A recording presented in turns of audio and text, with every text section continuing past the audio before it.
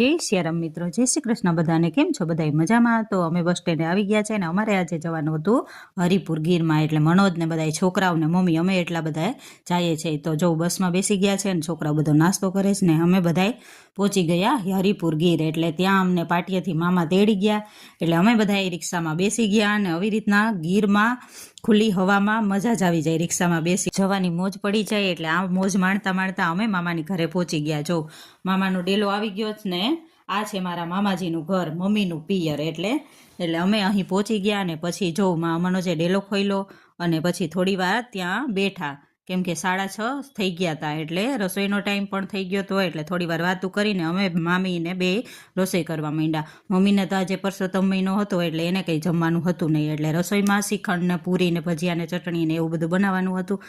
એટલે પહેલાં અમે શાક વઘારી લીધું, પછી પૂરીનો લોટ બાંધ્યો ને પછી ગરમા ગરમ હું ભજીયા ને પૂરી ઉતારતી ગઈ ને આ લોકોને બધાને જમવા બેસાડી દીધા। પહેલાં બધા છોકરાઓને મનોજ ને એ લોકો જમવા બેસી ગયા ને પછી હું ને મામી ને બ્રિંદા ને એ બધા જમવા બેસી ગયા। એટલે છેલ્લી પૂરી બનાવવાની હતી એટલે એ તરી લીધી ને પછી અમે જમવા બેસી ગયા।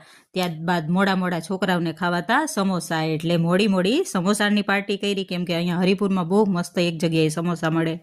બાય બાય, હવે મળીએ નેક્સ્ટ વિડીયોમાં।